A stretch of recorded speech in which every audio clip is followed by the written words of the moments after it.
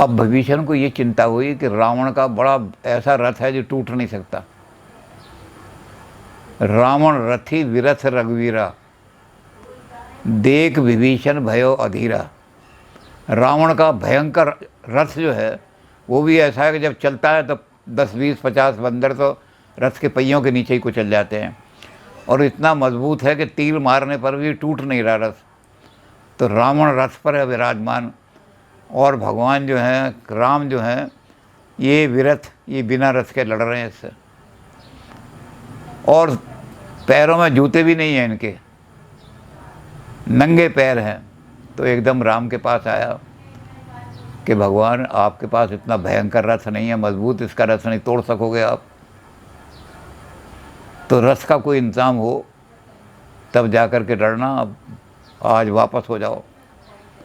पर राम कहने लगे आज तो मैं प्रतिज्ञा करके आया हूँ कि राक्षसों का नाश करने की मैंने जो अत्रि ऋषि के आश्रम में प्रतिज्ञा की थी, निश्चरहीन करूँगा ही, आज एक भी निशाचर छोड़ूंगा नहीं मैं जिंदा, मारना शुरू करूँगा, मेरे तीर खाएंगे इनको। तो विभीषण ने कहा कि फिर कुछ रथ का तो राम ने उसे बताया कि रथ, असली रथ कौन सा होता है, मोरल पावर जो है ना, सौरभ धीरज जय रथ चाका। जिस आदमी के अंदर धैर्य है और जिस आदमी के अंदर शूरवीरता है अटल खड़ा होने की, कि उसके पग न कटे, और उसके अंदर बल है किस चीज़ का, चरित्र का बल बहुत ऊंचा है, तो कहते वो आदमी कभी भी फिजिकल शक्ति वाले आदमी से मात नहीं खा सकता, क्योंकि फिजिकल शक्ति मॉरल शक्ति के सामने, स्पिरिचुअल शक्ति के सामने खुद ही निस्तेज हो जाती है। तो कहते मैं मॉरल शक्ति लेकर डटा हुआ हूँ। फिर भी विभीषण ने बहुत प्रार्थना की, तो देवताओं को लगा कि हाँ विभीषण ठीक कह रहे, तो देवताओं ने अपना रथ जो है वहाँ से भेज दिया, इंद्र ने अपना रथ, कि राम अगर रावण को जीत रहा है तो इसके रथ को आप नहीं तोड़ सकते, अब इसके बराबर का रथ, शक्ति का रथ हम दे रहे हैं। तो वहाँ से लोगों ने राम को रथ दे दिया, दिव्य शक्ति दे दी, डिवाइन पावर दे दी, क्योंकि मॉरल पावर हमेशा डिवाइन होती है, और मॉरल के सामने बड़े बड़े भयंकर लोग जो हैं एक दिन वो भी घुटने टेक देते हैं। तो राम उस रथ पर चढ़ के और रावण को मारने गए। जब राम वहाँ सामने पहुँचे रावण के, तो देवता प्रसन्न हो गए कि आज हमारा शत्रु मारा जाएगा। तो उन्होंने थोड़े से फूल वूल बरसाने शुरू किए। राम ने वो आशीर्वाद समझ करके अपने जटा में लगा लिए। तो रावण समझे कि ये जटा में जो लगा रहा है, तो जैसे औरतें अपनी जटा सजाती हैं, ये शायद मेरे से डर गया है। तो रावण वहाँ भयंकर करने लगे, दिक्पालन में नीर भरा हुआ, दिक्पाल जो है मेरे घर आके पानी भरते हैं, तेरी क्या शक्ति है, चलन डसानन ढोलक डरनी, जब मैं चलता हूँ पृथ्वी कांप जाती है सारे के सारे। तो कहते हैं कि तू मेरे सामने आज ये औरतों की तरह से श्रृंगार कर रहा है, अब भी भाग जा। तो राम ने कहा रावण जी एक बात सुनो, जनि जल्प न कर सोयस नासो, नीति कहें करिए क्षमा, संसार में त्रिविध पुरुष, पाटल रसाल पनस समा। कहने लगे रावण जी हम पहले तो आपसे क्षमा मांग रहे हैं। रावण कहने लगे बैर किए तब नहीं डरा, अब प्रिय लागत प्राण, जब मुझसे दुश्मनी करके आया था तब तो डरा नहीं था, और अब मेरी शक्ल देख के प्रिय प्राण लग रहे हैं तो माफ़ी मांग रहा है, करिए क्षमा। कहने लगे नहीं रावण जी हम इसलिए माफ़ी नहीं मांग रहे, हम दो बातों की वजह से माफ़ी मांग रहे हैं। कहने क्या कि बड़ा आदमी छोटे आदमी को हमेशा परामर्श दिया करता है, नसीहत किया करता है, हमेशा नसीहत करने का काम बड़ों का होता है। हम तुमसे छोटे होते हुए और तुम्हें नीति की बात कह रहे हैं, तो इसलिए पहले हम क्षमा मांग रहे हैं। कोई पुत्र अपने दादा को नीति की बात समझाने लगे। दादा क्या तू तो आज पैदा हुआ, मैं संसार 100 साल देखे संसार की, तू मुझे क्या समझाएगा। तो कहने लगे छोटा आदमी जब बड़े को समझाता है तो मैं माफ़ी मांग रहा हूँ कि मैं आपसे छोटा हूँ। दूसरे एक शास्त्रों में ये लिखा हुआ है, हमारे पुराने शास्त्रों में, कि अगर सारे वर्ण जो हैं वो भी पथभ्रष्ट हो जाएं, सारे बनिए बेईमान हो जाएं, सारे क्षत्रिय हीजड़ों की तरह निस्तेज होकर शस्त्र त्याग दें, सारे शूद्र सेवा करने त्याग दें, तीनों वर्ण भी अगर भ्रष्ट हो जाएं, लेकिन ब्राह्मण अगर भ्रष्ट नहीं हो, तो वेद को धारण करने वाला, सत्य को धारण करने वाला ब्राह्मण जो है वो सबको सुधार देगा, सब सुधार करके समाज बच जाएगा। लेकिन ब्राह्मण अगर भ्रष्ट हो गया तो वो समाज नहीं बच सकता, उसका नाश ही होगा। अब इसमें राधा कृष्ण आज जो है उन्होंने इसको थोड़ा सा बदल दिया है। उन्होंने कहा Brahmin is not a caste, the intelligentsia of the society is called Brahmin. ब्राह्मण किसी जाति का नाम नहीं है। जो समाज के इंटेलिजेंट लोग हैं, शिक्षित लोग हैं, ज्ञानवान लोग हैं, यानी टीचर, तो उन्होंने कहा कि अगर सारे बच्चे भ्रष्ट हो जाएं और सब, आप एक भी बच्चा सारे शहर में ऐसा दिखाई ना दे रहा हो जो भ्रष्टाचारी ना हो, तो वो स्कूल में भेज दो उसको। टीचर जो सत्य के बाधक हैं, सच्ची बात कहने वाले हैं, अनुशासन रखने वाले हैं, वो सारे समाज को, उन सब बच्चों को सुधार करके और शीलवान बना देंगे, कैरेक्टरवान बना देंगे। तो कहने लगे ब्राह्मण का काम है, अगर सब भ्रष्ट हो गए पथभ्रष्ट, तो ब्राह्मण नीति कह करके उनको समझाता है उल्टा कर्म करें, इसलिए भी हम क्षमा मांग रहे हैं। तो राम कहने लगे, वो रावण कहने लगे फिर कहो नीति क्या कह रहे हो। कहने जनि जल्पना कर स्वयं नाश हो। जो आदमी अपनी डींगे मारता है कि मैं ये हूँ, मैं वो हूँ अपने, तो उसका यश दुनिया में नाश हो जाता है। दुनिया कहेंगे ये तो मुँह में उठ्ठे बनता है, डींगे मारने वाला, शेखी बगाड़ता है, कुछ नहीं है इसके पल्ले, कुछ नहीं है, थोता चना ज़्यादा बाजता है, जो गगरी अधजल हो वो ज़्यादा छलकती है। तो कहते जो भी आदमी ऐसा करेंगे, हमारा नियम ये है कि जो भी आदमी अपनी डींग मारेंगे कि मैं ये हूँ, मैं वो हूँ, और अपनी बड़ाई अपने आप करेंगे, जल्पना अपने आप करेंगे, तो उनका यश दुनिया के अंदर समाप्त हो जाता है, वो यशस्वी नहीं रहते। तो कहने लगे संसार में, रावण जी संसार में हमने 3 प्रकार के आदमी देखे हैं, 3 प्रकार की चीज़ें देखी हैं हमने। कहते संसार में त्रिविध पुरुष, 3 तरह के आदमी हमने देखे हैं, पाटल रसाल पनस समा। कुछ आदमी जो होते हैं गुलाब के फूल की तरह से होते हैं, बड़ा सुंदर लगता है गुलाब का फूल, और वो भी बड़े सुंदर होते हैं, बड़ा सुंदर, बड़ी सौंदर्य होता है, वाणी में भी बड़ा सौंदर्य है, उनके शरीर में भी, उनके जिस्म पर भी बड़ा सुंदर है, तो वो पाटल होते हैं। और कुछ आदमी हमने देखे हैं रसाल, आम का जो फूल होता है बड़ा छोटा सा होता है और छोटे छोटे फूल लगते हैं आम पर, तो कुछ हमने रसाल की तरह देखे हैं। और कुछ पनस, कटहल जो होता है, कटहल पे बहुत छोटा फूल लगता है और कटहल इतना बड़ा लग जाता है। तो हमने 3 तरह के आदमी देखे हैं, आप उनमें से कौन से आदमी हो। तो रावण भी कहने लगा अरे हम तो गुलाब के फूल हैं, तुझे पता नहीं कि गुलाब का फूल कितना सुंदर होता है, कितना बढ़िया होता है। तो राम कहने लगे यही बात है रावण जी, इसीलिए हम कह रहे हैं, एक सुमन प्रद, एक सुमन फल, एक फल ही केवल लागिया, एक कहें। कहने लगे 3 तरह के आदमी दुनिया में रावण जी हमने देखे। एक सुमन प्रद, गुलाब का फूल जो होता है उसमें पंखड़ियाँ बहुत होती हैं, कलर बहुत होता है, सुंदर बहुत लगता है, लेकिन उसके ऊपर फल नहीं लगता कभी भी। तो जो लोग गुलाब के फूल की तरह, आप कह रहे हो कि हम तो गुलाब के फूल की तरह से हैं, तो गुलाब का फूल कभी फल नहीं देता। तो एक सुमन प्रद, वो पत्तियाँ ही पत्तियाँ होती हैं, सुमन प्रद होते हैं, फल नहीं लगता उन पर। एक सुमन फल, एक ऐसे होते हैं कि थोड़े थोड़े फूल झड़ जाते हैं, थोड़े फूल फल दे देते हैं, वो आम का पेड़ होता है। और एक होता है कटहल।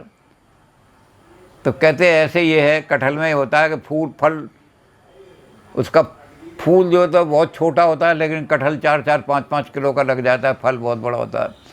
तो ऐसे ही कहें तो एक आदमी जो होते हैं, जो गुलाब की तरह होते हैं, वो कहते बहुत हैं, डींगे बहुत मारते हैं, ऊंची ऊंची बातें करते हैं, लेकिन उनकी बात एक भी फलित नहीं होती। दुनिया को फल नहीं दे सकते वो, कुछ भी नहीं।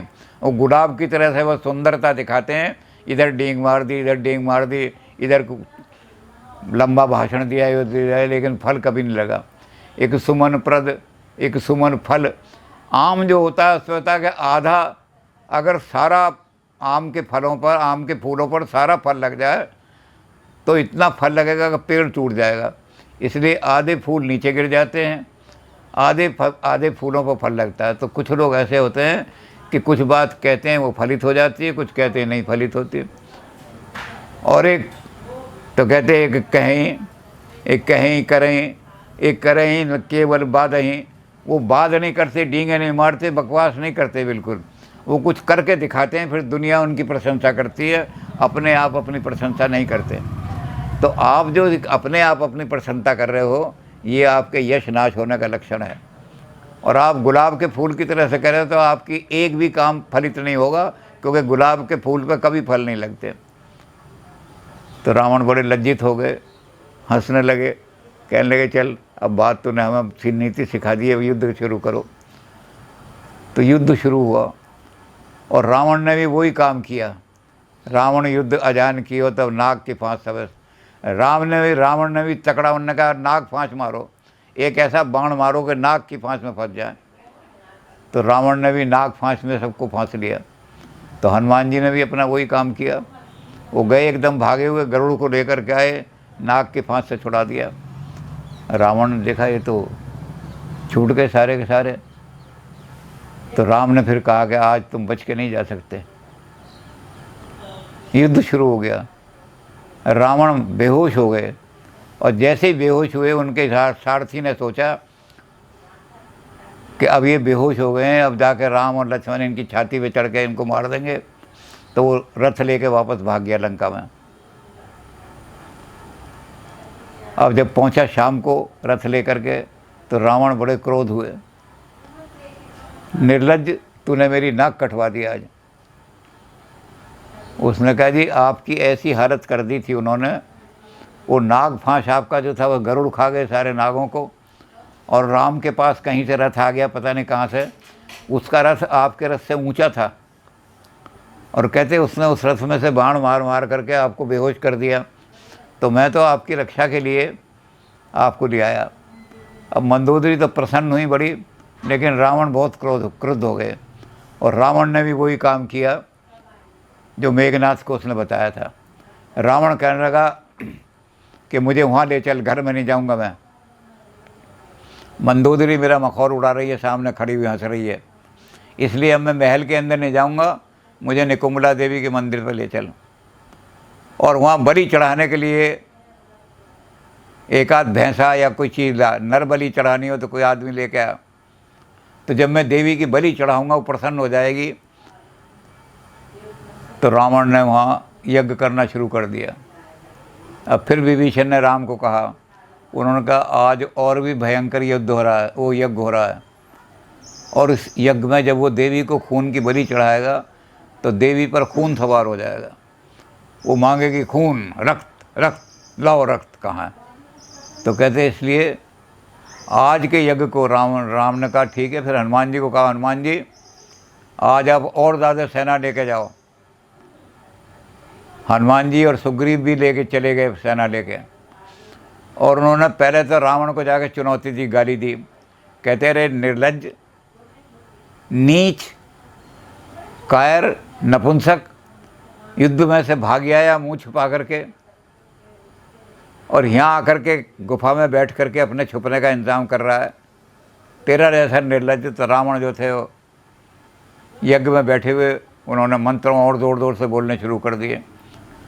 तो सुग्रीव ने और हनुमान जी ने क्या किया, उन्होंने कहा कि इससे लातों की वर्षा करो। बड़ा उनको कह दिया बंदरों को कि मारो इसके लात जहाँ। रावण ने फिर अपना पूजा तो कर रहा था, 10 गुनी बढ़ा ली, 10 मुख बना लिए अपने। अब बंदर बड़े डर गए, कहते बड़ा खतरनाक है। तो रावण तो एक रावण आया था तो सैकड़ों बंदर खा गया, अब तो 10 मुख वाला आ गया, ये हमें अभी खा लेगा। तो सुग्रीव ने कहा कि ये लात मारने पर भी नहीं हिल रहा, तो एक काम करो, लंका में जाकर के इसके घर की जो नारियां हैं उनको बाल पकड़ पकड़ के खींचो, और जब ये देखेगा, अब जब इसको पता लगेगा अगर नारियों का अपमान हो रहा है, नारियों को अर्धनग्न कर करके सुग्रीव और हनुमान खींच रहे हैं बाहर में अपने, और बंदर वहाँ पहुँच गए हैं, तब ये उठ करके भागेगा, यज्ञ समाप्त हो जाएगा, यज्ञ छोड़ देगा, ये वहाँ आएगा। तो रावण को कहने लगे हनुमान जी कि सुग्रीव जी, आपने बहुत राजाओं जैसी बात सोची है। जो राजा अपने, या जो व्यक्ति अपने घर की स्त्रियों की रक्षा नहीं कर सकता, उससे ज़्यादा नपुंसक और निकम्मा आदमी कौन होगा। तो जब हम इसके रावण की स्त्रियां जो हैं उनको पकड़ पकड़ के घसीटेंगे, तो रावण जो है इस बात को सहन नहीं कर सकेगा, यज्ञ छोड़ करके चला जाएगा। तो सुग्रीव कहने लगे मेरे मन में यही बात आई, यही करो। तो सारे बानर तो लात मार रहे हैं रावण को, और रावण उठ नहीं रहा। इन्होंने ये काम किया, लंका में जा कर के, और रावण के महल में जो उसकी रानियाँ थीं, पटरानियाँ थीं, दासियाँ थीं, उनको निकाल करके वो घबरा गई कि ये तो वही बंदर आ गया जो लंका जलाई थी। उन्होंने कहा हम काम तुम्हारा करेंगे। उनको पकड़ पकड़ के घसीटना शुरू किया, उनके वस्त्र भी फटने शुरू हो गए। और रावण को जाके किसी ने भागा हुआ दौड़ा गया, उन्होंने कहा महाराज बड़ी दुर्गति हो रही है, औरतों को निकाल करके बाहर फेंक रहे हैं वो, और बाल पकड़ के घसीटते हैं, ऐसे नहीं करते। तो रावण क्रोध होकर के खड़ा हुआ, और क्रोध होकर के यज्ञ वहीं छोड़ दिया देवी का। देवी उल्टी नाराज़ हो गई उससे। इधर और बानरों ने कहा, जामवंत ने कहा राम की शक्ति पूजा बड़ी महत्वपूर्ण ग्रंथ है, उस ग्रंथ का नाम है राम की शक्ति पूजा। इन्होंने, जामवंत ने कहा कि आप भी महाशक्ति का पूजन करो। रावण भी कर रहा है, और महाशक्ति को अपने पक्ष में ले लो। रावण का यज्ञ विध्वंस हो जाएगा और महाशक्ति आपके पास। तो रावण ने शक्ति पूजा की, बहुत बड़ी कविता उसमें है, बहुत बड़ा ग्रंथ है वो, रावण की शक्ति पूजा। रावण ने शक्ति पूजा की, शक्ति प्रकट हो गई। रावण ने कहा कि तू तो संसार के अंदर, जब देवासुर संग्राम हुए थे, शुंभ और निशुंभ जो थे इतने राक्षस थे, उन राक्षसों को, रक्तबीज को मारने के लिए पैदा हुई थी, और तू आज राक्षसों का साथ दे रही है। तू भूल गई इस बात के लिए कि देवताओं ने किस लिए तुझे पैदा किया था। तो देवी को जो याद दिलाया वो क्रोध में आ गई। उन्होंने कहा जैसे मैं रक्तबीज का खून पिया था, कल मैं यही करूँगी, रणभूमि में मैं खप्पर लेकर के घूमूंगी और इनको मारना शुरू करूँगी। तो अगले दिन जैसे ही रावण आए, तो फिर कुंभकर्ण ने कहा कि भगवान एक बात ध्यान रखना, ये रावण ने जब ब्रह्मा जी की तपस्या की थी तो इसकी मस्तिष्क में से अमृत टपकता था, वो इसकी नाभि में इकट्ठा हो गया है, और उसके कारण से ये मर नहीं रहा है। तो पहले वो नाभि का जो अमृत जो है उसको किसी तरह से ख़त्म कर देना, तब ये मरेगा। तो राम को पता लग गया। तो सबसे पहले उन्होंने नाभि में मारा तीर, और तीर मारा तो सारा अमृत राम निकल गया उसमें से। अब रावण को लग गया कि अब मैं नहीं बच सकता किसी तरह भी, अब तो मेरी मृत्यु सामने आ गई। तो उसने बड़ी ज़ोर से गर्जना की। राम पहुंच गए। राम कहने लगे अब तेरे एक एक, तू 10 सिर मुझे अगर दिखाएगा डराने के लिए, तो एक एक तेरे सिर को काटूंगा। और राम ने तीर चलाने शुरू किए, दनादन दनादन। रावण की हालत बिगड़ गई। तो जैसे शुरू में उन्होंने कहा था कि भाव कुभाव अनख आलस हूँ, नाम सुमिर मंगल दिस दसूँ, तो राम ने अनख में, क्रोध में आकर के और बड़ी जोर से कहा, कहाँ राम, गरजो मरत घोर रव खार। अब मरने के समय जब बाण मारे तो ज़मीन पे गिरने लगा वो, और मरते समय उसने बड़ी ज़ोर से गर्जना की, कहाँ राम, मेरे सामने आओ। राम ने कहा, कोटि काल मुनि जतन करावें, अंत राम कह आवत नाही। अंतिम समय में जिसके मुंह से राम निकल गया उसके सारे पाप धुल जाते हैं। सैकड़ों दसियों दसियों साल हमने माला जपी राम राम की, लेकिन अंत समय क्या हुआ, जब दम निकलने लगा तो हमने अपने बेटे को बुलाया, अरे सुभाष यहाँ आ बेटा। कहते पिताजी आपकी तबीयत बहुत ख़राब है, आप बोलो नहीं। बेटा वो अपनी डायरी रखी है ना, उस डायरी में वो लिखे हुए हैं कि किस किस पे हमारे कितने पैसे उधार हैं, तो उस डायरी से तुम्हें सैकड़ों रुपया मिल जाएगा, मैं तो जा रहा हूँ। वो दम निकलते समय राम का नाम नहीं आया, डायरी याद आई। तो डायरी जब याद आई तो दुनिया में दोबारा आना पड़ेगा पैसे के लालच में, कल्याण नहीं होगा। और यहाँ रावण जो थे उन्होंने अंत में उनके मुंह से राम नाम निकला, अनख में निकला, क्रोध में, कहाँ राम, आओ मेरे सामने। तो कहने लगे क्या करेगा तू? कहते रण हतऊँ पचारी, तेरा रण के अंदर तुझे मजान से मारूंगा, युद्ध के अंदर। खुद मर रहा है और मरते समय निकलेगा। तो कबीर ने जो बात कही है कि जिन नैनन से हरि को देखूं वो तो रही मुदाए, कैसे राम रूप लख हो जाए। राम का रूप कौन देख पाएगा जब आंखें मुद रही हैं मोह में, अहंकार में। और अहंकार के कारण राम सामने खड़े तीर चला रहे हैं और वो शोर मचा रहा है, कहाँ राम, कहाँ राम, आओ मेरे सामने। रावण की मृत्यु हो गई, रावण मर गए। अंत में यही होना था कि रावण को मारने के लिए अभियान चलाया था कि राक्षसों का नाश करूंगा। अब उसका नाश हो गया रावण का, और उसके कुल में एक भी आदमी को नहीं छोड़ा। अब क्या हुआ, उड़ ताड़ ना करें सब नारी।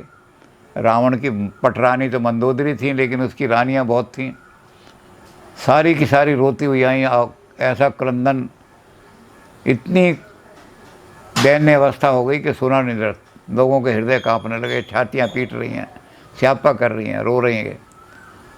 और मंदोदरी कहने लगी कि मैंने पति 5 बार तुम्हें समझाया, तुम्हारी समझ में नहीं आई, अहंकार के कारण से तुम नष्ट हुए हो, कि तुम्हारा अहंकार है जिसने तुम्हें मारा है। अब ये हालत हो गई है कि राम विमुख, ये हाल तुम्हारा, रहो न कुल कोई रोव न हारा। तुम्हारे सब बेटे पोते सब मर गए, आज कोई रोने के लिए भी मेरे साथ नहीं मिल रहा है। जो रानियाँ घर में हैं 5-7 यही आई हैं रोने के लिए, कोई रोने वाला भी लंका में नहीं रहा कि तुम्हारे लिए इतना नाश हो गया सारा। तो कहते अब जब कोई रोने वाला भी नहीं मिल रहा, तो जिस सिर के आगे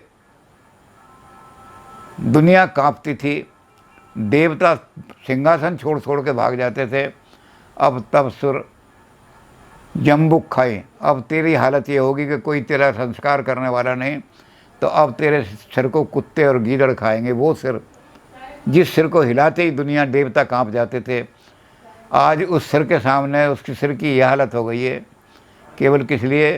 तेरे अहंकार ने तुझे मरवा दिया। बार बार मैं समझाती रही। तेरे भाई ने कुंभकर्ण ने कहा, अजौ तात त्यागो अभिमाना,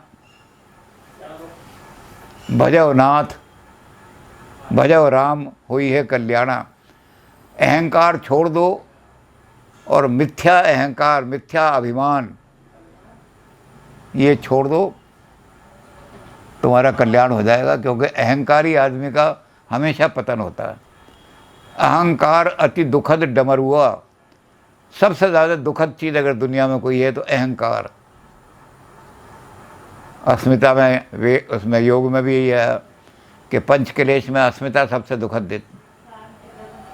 अस्मिता का हमने चर्चा भी की थी कि बहुत सारे लोग तो ऐसे होते हैं कि बाज़ार में जा रहे हैं और अगले दिन वहाँ स्कूल में आए तो कहने लगे, फुल्लू, कहने क्या बात है जी, कल तू दुकान पर बैठा रहा और मुझे नमस्कार करने के लिए खड़ा नहीं हुआ, तेरी हाजिरियां कम करके तेरा नाश कर दूंगा, साल खराब कर दूंगा तेरा। हाथ जोड़ के गिर गया, जी मैंने देखा नहीं थे, आप दुकान के सामने से जा रहे थे, आप वहीं आवाज़ लगा देते। नहीं, तू झूठ बोलता है, आज ही तेरी सारी हाजिरियां काटता हूँ मैं। तो अस्मिता जो है ये अहंकार आदमी को खाती है। ये जब जागती है, अहंकार जब आदमी जगाता है, रावण ने अपने अहंकार को जब जगाया, वो कुंभकर्ण के रूप में खड़ा हुआ अहंकार, और उसने आते ही लोगों को खाना शुरू किया। अगर आदमी अपने अहंकार को जगाएगा तो ये होगा, इसको खाओ, इसको मारो, इसने मुझे नमस्ते नहीं की, इसने मुझे इस तरह किया, इसने मुझे कुर्सी पर नहीं बैठने दिया, बाहर खड़ा रहा, मैं इसका किसी तरह नाश करूँगा। तो अहंकार के कारण आदमियों को खाता है आदमी, तो अहंकार का नाश हो जाता है। इसके लिए एक कवि ने, उर्दू का कवि है, उसने अहंकार के बारे में एक बात लिखी है। उसने कहा कि फ़क्र बकरे ने किया मेरे सिवा कोई नहीं, मैं ही मैं हूँ इस जहाँ में दूसरा कोई नहीं।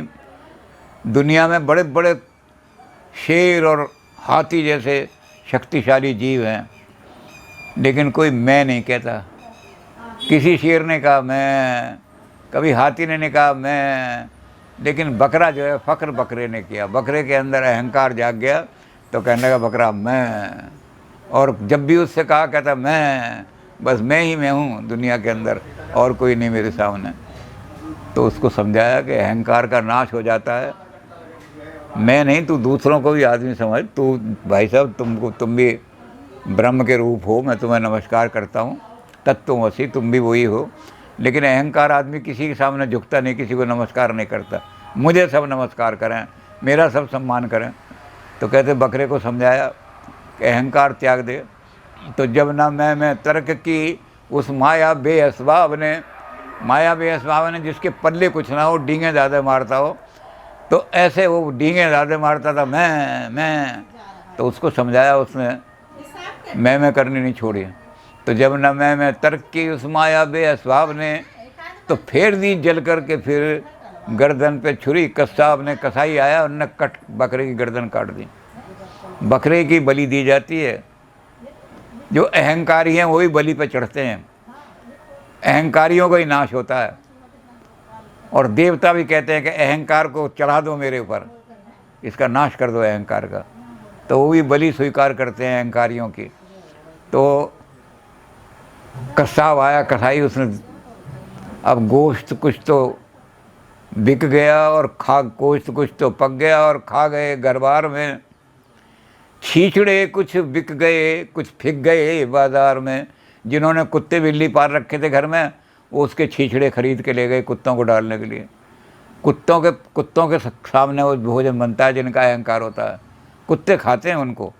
तो कुछ छीछड़े, कुछ और कुछ जो बचे, जो उन्होंने भी खाए, वो बाज़ार में चील कौओं के लिए फेंक दिए। तो अब रह गई आंतें फ़कत मैं सुनाने के लिए। आंतों को कोई नहीं खरीदता क्योंकि उनके अंदर मैल भरा होता है। तो उसकी आंतें जो थी उन्होंने एक तरफ फेंक दी। तो ले गया धुनिया उन्हें धुन की बनाने के लिए। अब तो मशीन से रुई धुनने लगती, पहले वो धुन की बनाते थे, उससे पींजते थे वो। तो उनको उठा के ले गया। और अब क्या हुआ कि चोट से सोटे की जब वो तांत घबराने लगी, दनादन सोटे पड़े। तो जब वक्त के थपेड़े पड़ते हैं, वक्त के सोटे पड़ते हैं, तो सब अहंकार का नाश हो जाता है। और क्या हुआ, अब क्या हुआ, वो अहंकारी जो था बकरा मैं कर रहा था, तो चोट से सोटे की जब वो तांत घबराने लगी, तो फिर मैं के बदले बस तू ही तू की सदा आने लगी। वो तांत जो ऐसे बोलती है, तू ही तू, तू ही तू, तू ही तू, तू ही तू। तो अहंकारियों का यही हश्र होता है। रावण का यही हश्र हुआ कि रह न कुल कोई रोवन हारा। और कहने लगी कि अब तुम्हारा जो सर था, इस पर जिस सर को कभी तुमने किसी के आगे झुकाया नहीं, अपने गुरु के पास भी आप गए जब भगवान शंकर के पास, तो आपने कहा गुरुजी हम आपके चरणों का प्रणाम करना है। तो गुरुजी बड़े खुश हुए कि रावण तो किसी के आगे झुकता नहीं, आज हमें नमस्कार करने आ गया। तो कहने लगे हाँ बेटा नमस्कार कर लो। कहने लगे गुरुजी हम किसी के आगे झुके नहीं हैं। कहने लगे फिर, यूँ अपने पैर उठा के हमारे सिर पर लगाओ। तो भगवान शंकर कहने लगे एक पैर तो आदमी उठा सकता है, दोनों पैर कैसे उठाऊं? यूँ नहीं उठा सकते तो लो फिर देखो कि कौतक में ही कैलाश पुनि लीने सी भुजा उठाए। बस झटका मारा कौतक खेल खेल में और कैलाश पर्वत को उखाड़ लिया। और कैलाश पर्वत उठा करके और ऊंचा उठा करके वो पैर जो थे भगवान शंकर के, वो अपने सिर पर लगा दिए। और वहाँ से फिर खुश होकर के चल दिया। तो मनो तोल निज बाहुबल चला अधिक हर्षाए। गुरु के साथ चेला जो है वो बाहुबल तोड़ रहा है। कलयुग का ज़माना, रावण का राज्य जहाँ होगा वहाँ गुरुओं के साथ काका हाथरसी ने लिखा है इसके लिए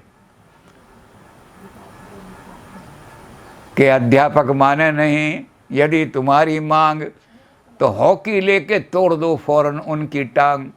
और कह काका कबीरा है वही सच्चा विद्यार्थी, जो निकाल के दिखला दे विद्या की अर्थी। तो ये रावण जो है, रावण क्या कहा, चेला गुरु के साथ भुजबल आजमा रहा है और फिर लौट के आगे कभी सिर नहीं झुकाया। तो मंदोदरी कह रही है जिसने अपने गुरु के आगे भी सिर नहीं झुकाया, आज उस सर को कुत्ते और गीदड़ खाएंगे। यहाँ बहुत रो रही है। तो राम पहुँच गए मंदोदरी को सांत्वना देने के लिए। मंदोदरी को बहुत बड़ा उन्होंने उपदेश दिया कि जो जैसे गीता में दिया था ऐसे उन्होंने कहा कि शरीर तो नश्वर है, जो जन्मा है उसका, जो जन्म जिसका हुआ है उसका मृत्यु निश्चित होती है। जातस्य ही ध्रुव मृत्यु, जैसे गीता में कहा भगवान ने, ऐसे ही राम कहने लगे कि जिनका जन्म होता है उनकी मृत्यु ध्रुव कर दी जाती है। जिस दिन वो पैदा होता है उस दिन छाप दी जाती है कि इतने साल के बाद, इतने वर्ष के बाद तो एक्सीडेंट में मरेगा या युद्ध में मरेगा या लड़ाई में मरेगा। तो आदमी अज्ञान के कारण से देख नहीं पाता उसका क्या होना है। तो अब तुम रो कर के क्या करोगे, वो तो जैसा विधाता ने इसके उसमें लिखा हुआ था कि भाई इतनी आयु प्राप्त करोगे तुम, इतने के बाद तुम्हारा नाश हो जाएगा।